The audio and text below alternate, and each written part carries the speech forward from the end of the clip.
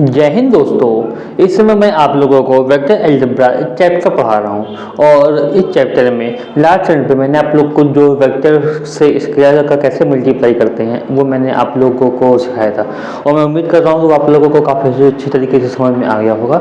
आज मैं next topic इस पर स्टार्ट करने जा रहा हूँ और आप लोग का वेक्टर का एडिशन होता है, उनकी जो प्रॉपर्टी होती है, मल्टीप्लिकेशन की प्रॉपर्टी, वो सब मैं आप लोग को पढ़ा चुका हूँ। आज का जो टॉपिक है वो टॉपिक है कंपोनेंट ऑफ अ वेक्टर। अभी तो ये कंपोनेंट वर्ड से ही आप लोग इतना तो आप लोग समझ ही गए होंगे कि कंपोनेंट का मतलब होता है किसी चीज का कोई पार्ट होना। अभी देखिए वेक्टर के जो पार्ट होंगे उसी को हम लोग बोलते हैं कंपोनेंट। कंपोनेंट टॉपिक तो कंपोनेंट वर्ड तो आप लोगों ने फिजिक्स और केमिस्ट्री में भी सुना होगा और इवन आप लोगों ने बायो में भी सुना होगा, अपने हाई स्कूल में बायोलॉजी पर वो पढ़ी होगी।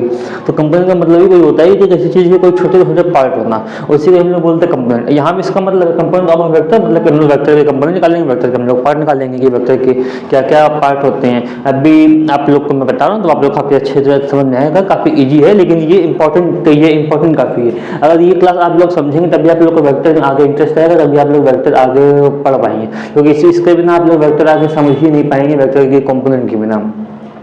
सबसे पहले हम लोग शुरू करते हैं। ये हमने लेट किया कि ये हमारा पी हमारा एक पॉइंट है, ये पी, और इसके कोऑर्डिनेट हमारे हो गए x comma y comma Z.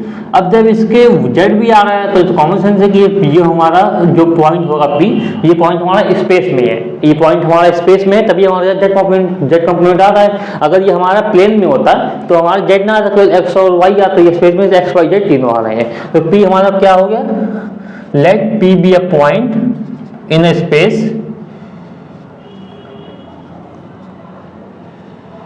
in space whose coordinate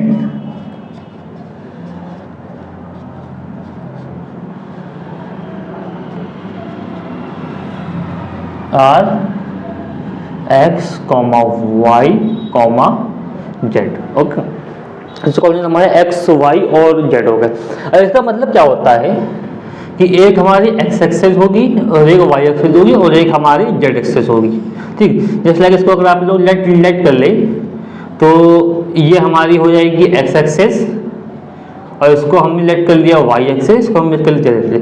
आप x को भी मान सकते हैं, y को मान लें, z इसको मान लीजिए, वो आपकी इच्छा है, आपको भी मान ली होगी, क्योंकि ये बात तो मैं आपको थ्री में बता ही चुका हूँ। जो हमारा वेक्टर जो लिंक है, वेक्टर हमारे बिल्कुल पूरी तरीके से थ्री डायमेंशनल ज्योमेट्रिक लिंक। अगर आप लोगों ने थ्री डायमेंशनल ज्योमेट्री जो 11th क्लास में थी, अगर आप लोगों ने अच्छे से पढ़ी होगी तो आप लोग को काफी अच्छे से समझ में आता जाएगा, क्योंकि मैंने उस क्लास में मैं बताया था, जब मैं आप लोग को 11th में पढ़ाता था, उसमें एक्स वाई जेड कोऑर्डिनेट होते थे पी की, और बताता था कि एक्स वाला जो है वो एक्स एक्सेस से वो डिस्टेंस है, y वाला पॉइंट के y एक्सेस से डिस्टेंस है और z वाला पॉइंट के z एक्सेस से डिस्टेंस है। ये मैं आप लोगों को बताता था उस समय, तो आप लोगों को काफी अच्छे से समझ में आया होगा। अब हम लोग बात करते हैं वेक्टर की। अब हम लोग की वेक्टर क्या होता है, अब ये हमारा ओरिजिन हो गया, इसको बोलते हैं ओ, इससे कोऑर्डिनेट होते हैं 0,0,0, ये तो आप लोग को पता होगा, इसलिए मुझे लिखने की नीड में नहीं आई थिंक। और इसमें एक होता है पोजीशन वेक्टर। पोजीशन वेक्टर हमारा क्या होता है, ओपी।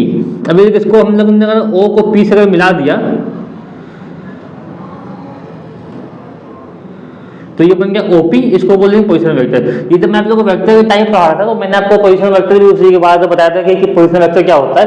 पोजीशन वेक्टर मतलब जो पॉइंट पी की हमारी ओरिजिन से या फिर हमारी एक्सेस के रिस्पेक्ट में पोजीशन बताए, उनको बोलते हैं कोई पोजीशन वेक्टर। ये ओपी हमारा पोजीशन वेक्टर है, इसको हम लोग आर से भी यूज करते हैं या फिर इसको हम लोग स्मॉल आर लिख देते हैं। अब इसमें एक पॉइंट और है कि ये पॉइंट आप लोग को नोट करिए, जो हमारे आई होता है, आई।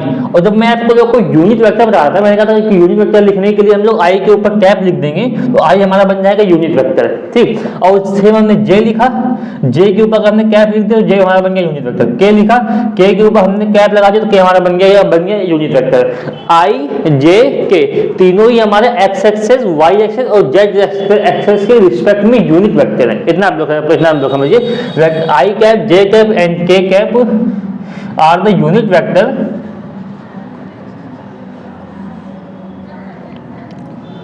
are the unit vector of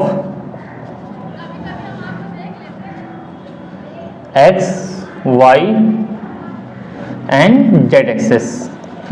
ये जो हमारे x, y and z axes जो है, इनके ये यूनिट वेक्टर हो गए एक्स वाई और जेड के, ये हमारे हो गए एक्स वाई और जेड के यूनिट वेक्टर हो गए हमारे। ठीक, ये अब यहाँ पे इसका आई कैप हो गया यूनिट वेक्टर, यहाँ हो गया वाई कैप यूनिट वेक्टर, यहाँ हो गया यहाँ हो गया जे कैप, यहाँ हो गया के कैप। अब यूनिट वेक्टर क्या होता है, जब आप लोगों ने पढ़ा होगा तो नहीं पढ़ा हो तो मैं आप लोगों को वापस रिवाइज करा देता हूँ। ऐसा वेक्टर जिसका मैग्नीट्यूड 1 हो, मीन्स ऐसा वेक्टर जिसकी लेंथ अगर 1 होती है उसको हम लोग बोलते हैं यूनिट वेक्टर। अब जैसे कि ये हमारा वेक्टर है, ठीक, इसकी लेंथ अगर 1 यूनिट हुई तो इसकी लेंथ अगर हुई 1 यूनिट तो इसको हम लोग बोलेंगे मैग्नीट्यूड, ये मतलब इसका मैग्नीट्यूड 1 है या फिर इसकी लेंथ 1 है, तो इस वेक्टर को हम लोग बोल देंगे ये हमारा यूनिट वेक्टर है। अगर ये हमारा वेक्टर ए है और इसकी लेंथ 1 है तो हम लोग इसको ए कैप से यूज करते हैं। इसका मतलब ये होता है कि हमारा ए कैप जो हम अगर हमने ए कैप बोल दिया मतलब वेक्टर ए की जो लेंथ है वो हमारी 1 है, इसीलिए इसको हम लोग बोलते थे ये यूनिट वेक्टर। और यूनिट वेक्टर का मतलब ही 1 होता है, ये बात तो आप लोग काफी अच्छे तरीके से समझ भी गए होंगे।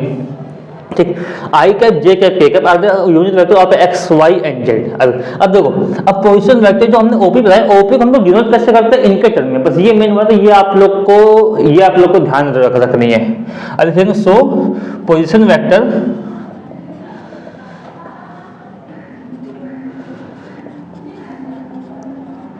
ऑफ पी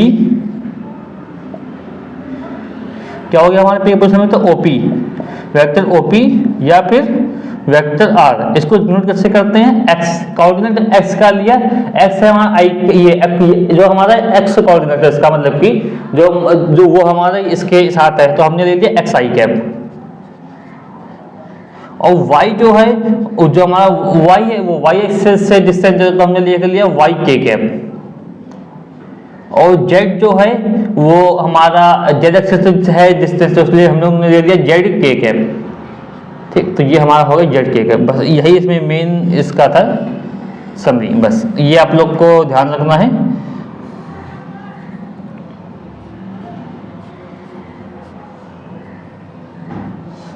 अगर पोजीशन वेक्टर हमारा जो पॉइंट पी का है वो हो जाएगा X I cap Y K cap and Z K X I cap Y J cap, sorry यहाँ पे वाई जे कैप होगा, X I cap Y J cap and Z के कैप, ये हमारा हो गया पोजीशन वेक्टर हो गया।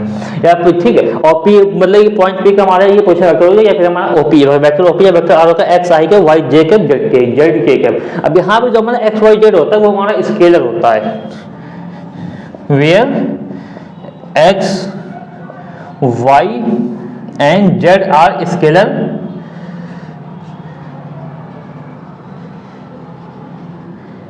and अब देखिए ये i के वेक्टर है, x हमने स्केलर से मल्टीप्लाई किया तो वेक्टर बन जाएगा। मैंने आपको लास्ट टाइम पे ही मैंने आप लोग को समझाया था, ये वेक्टर है, वेक्टर में जो हम लोगों ने स्केलर से मल्टीप्लाई किया तो हमारा फिर से वेक्टर बन गया, यही मैं आप लोग को बता चुका हूँ।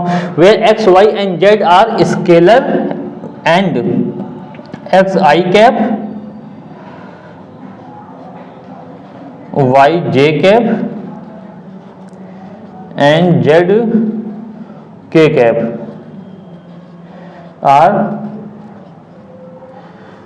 Vector of OP, vector OP. Okay, ये जो वेक्टर ओपी था ये एक्स वाई जेड इसके स्केलर पार्ट हो गया, x i k y J cap z के कैप इसके वेक्टर पार्ट हो गए, तो इतना आप लोग का ये पोजीशन वेक्टर हो गया। अब बात आती है पोजीशन वेक्टर का मैग्नीट्यूड निकालने वाली, वो कैसे निकालते हैं, वो हमारा क्या होता है मॉड होता है हमारा, जो हमने मॉड ओपी लिख दिया या फिर मॉड वेक्टर आर लिख दिया,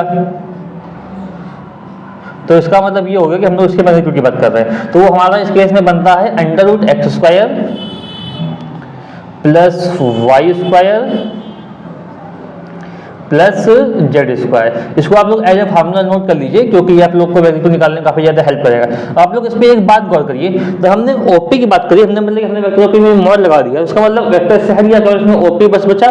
ठीक, ये जो वेक्टर हमारे आई के जे के वो तो हमारे हट चुके हैं, तो ओपी बचा। ओपी तो हमारा स्केलर है, स्केलर मतलब उसमें कोई डायरेक्शन होगी नहीं, मैग्नीट्यूड हो गई। और आप लोग को जब मैंने ज्योमेट्री तो मैंने आपको वो स्पेस में 2 पॉइंट से पास होने वाली लाइन की डिस्टेंस निकालना बताई थी। अब हमारे लाइन है एक पॉइंट जिसका एक्स वाई जेड, एक हमारा पॉइंट एक्स वाई जेड है दूसरा ओरिजिन है, इसके 0,0,0 है। और अगर हम लोग केवल ओपी निकालते हैं, वेक्टर ओपी निकालते हैं, ओपी निकालेंगे तो ये भी तो हमारा ये बनता है x square plus y square plus z square under root, फिर सेम हमारा यही चीज तो बन गया। देखिए इससे आप लोग लिंक भी कर पा रहे हो, सेम चीज हमारी वही होती है। अगर हम लोग मैग्नीट्यूड की बात करेंगे तो मैग्नीट्यूड हमारा केवल डिस्टेंस की बात करता है, तो ये ओपी केवल डिस्टेंस होगी पॉइंट और पॉइंट बी की बीच की मैग्नीट्यूड। अगर हम लोग वेक्टर की बात करेंगे तब हमको इसके जो इनके जो एक्सेस है, इनके एक्सेस के रिस्पेक्ट में लिखना पड़ेगा, just like I cap, j cap, के कैप। अब इसको आप लोग स्क्रीनशॉट ले लीजिए, फिर इसमें एक वैसा भी केस होता है जैसे कि ये हमारा पॉइंट हमारा अगर स्पेस में ना हो, कोई प्लेन नहीं हो, तब क्या केस होता है, इसको आप लोग नोट करिए। मैं इस करके आप लोग को वो वाला केस भी बता देता हूँ एक बार।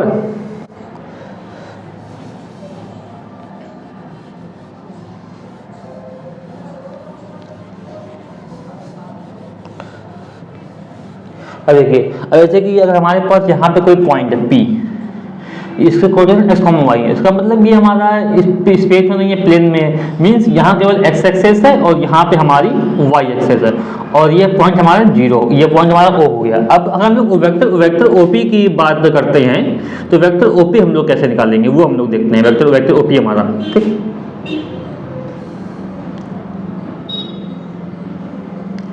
जो वेक्टर ओपी हमारा कैसे आएगा। अब देखिए यहाँ पे जो जेड है, जेड वाला पार्ट तो है नहीं, और जेड के साथ हमारा आता था के, तो के भी गैप हो जाएगा। एस के साथ हमारा, एस के साथ हमारा क्या है, आई कैप, आई रहेगा, और वाई के साथ हमारा जे कैप है तो जे रहेगा। अब जेड है नहीं है तो फिर के भी हमारा वो गैप हो जाएगा। तो हमारा जो वेक्टर ओपी होगा इस केस में, हमारा वेक्टर ओपी हम लोग कैसे निकालेंगे, वो होगा एक्स आई कैप प्लस वाई जे कैप, बस इतना आप लोग को निकालना है, एक्स आई कैप प्लस वाई जे कैप। ये आप लोग का हो गया पोजीशन वेक्टर ओपी का। तो ये तो आप लोग को आ गया, इसमें बिल्कुल सिंपल। या फिर आप लोग वाले में, फिर वाले में भी जेड की जगह 0 पुट कर देंगे तो भी आप लोग का ये वाला केस आ जाएगा। तो ये इतना ही मेन है। बाकी अगर आप लोग इसकी लेंथ निकालेंगे तो x square plus root under x square plus 5 का रहेगा, जो कि ये ओ और पी के बीच की डिस्टेंस होगी। तो इसको आप लोग 2 डायमेंशनल फार्मूला से, जो आप लोग डिस्टेंस 2 पॉइंट से आप लोग उसको वेरीफाई भी कर सकते हैं हमारे फार्मूले से निकाल के, दोनों सेम आएगी। बाकी दोनों फार्मूले पे आप लोग नोट कर लीजिएगा, क्योंकि इस पर बेस्ड क्वेश्चन भी काफी बनते हैं, इजी क्वेश्चन होते हैं, और आप लोग को मार्क्स भी इजीली मिल जाएंगे इसको सॉल्व करके। और आप लोग को अगर कोई डाउट्स हो तो डाउट्स मुझसे कमेंट सेक्शन में पूछ लीजिएगा। और आपको अगर हमारी वीडियो पसंद आए तो आप लोग लाइक शेयर सब्सक्राइब करना ना भूलिएगा। मिलते हैं नेक्स्ट वीडियो में, धन्यवाद।